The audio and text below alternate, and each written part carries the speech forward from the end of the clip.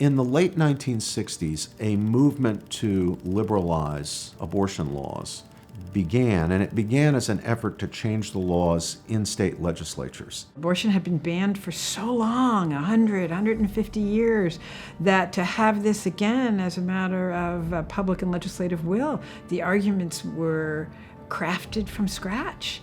The medical reality before it's a law anywhere, and people had to start thinking about these arguments. New York was the locus of the beginnings of sophisticated argumentation, pro and con legal abortion.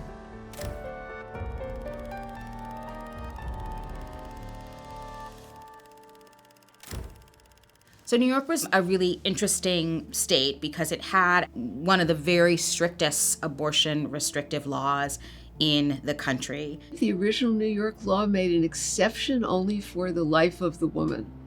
And so abortion was a crime unless it was necessary to save a pregnant woman's life. There were movements in various states, New York is a perfect example of it, to either repeal or modify abortion statutes that were already on the books. And when the pro-abortion movement hit that resistance, it decided to move to the courts and to try to get abortion statutes that they couldn't get repealed invalidated by the action of judges. So a group of lawyers in New York, Roy Lucas was one of them, got together and decided we need to go to court. It's interesting that going to court wasn't the first thing that the reformers thought of. They really wanted to go through the legislative process, but it wasn't working. So there were 4 different cases that were filed at the same time in federal district court in New York. It was filed, and the 3-judge court was formed sometime in the fall of 1969. And 2 judges from the trial court would sit on the case, along with 1 Court of Appeals judge.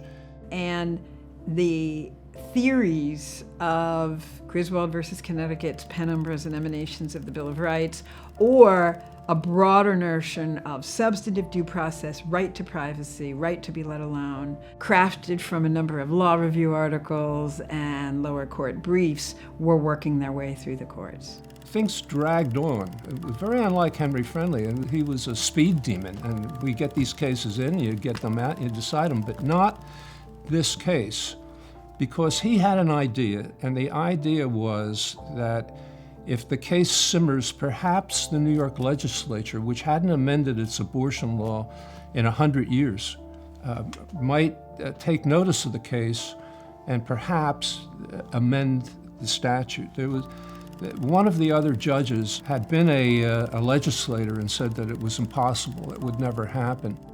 Then Governor Rockefeller appointed a commission in New York that was supposed to look at the issue of revising their statute. The American Law Institute had been looking at a sort of model abortion law, which was still pretty restrictive, right? So it's still life, rape or incest, and fetal anomaly, I think were the 3. The New York Commission basically said, let's do the ALI, maybe with a little something extra attached to it.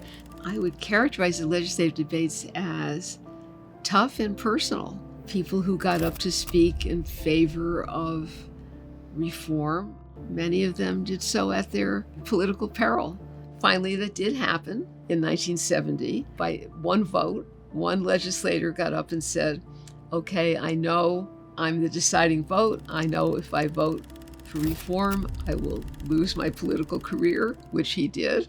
The New York legislature just decided to really liberalize their law in these extraordinary ways. There was such a backlash from the church, from the cardinal in New York, preaching in all the churches against the new law, that the legislature repealed it. The pro-life side was able to get organized and campaign for its repeal, and they actually succeeded in getting a repeal bill through the New York legislature to restore protections to unborn human life. And Governor Rockefeller, who was a liberal pro-choice Republican, then vetoed the bill. So the history there is interesting. They liberalized the law, but then the legislature repealed the liberalization, but the governor vetoed the repeal.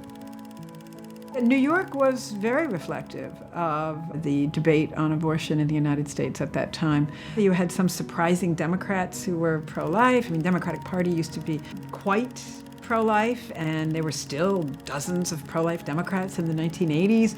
There were Republicans who were pro-legal abortion, and so it was, the parties were not aligned on it. The argument was very new to people. You might say, well, if this had been, a procedural due process case, or if this had been a case that really seemed more rooted in the Constitution, then we wouldn't have these problems. But I don't think that's the case. I think we still would have found ourselves in the same position, and people still would have been challenging it because the underlying feelings are not about the constitutional order. The underlying feelings are about abortion. As late as 1968, it wasn't an issue. And of course, it wasn't an issue in 1964, or 1960, or 1956, or 1952. It barely popped onto the screen in 1972. Barely. But it wasn't an important issue. People knew that George McGovern favored liberalization of state abortion laws, but not even McGovern proposed that it was a matter for the federal government, much less the federal courts. It wasn't until Roe in 1973 changed everything that abortion became a big national issue.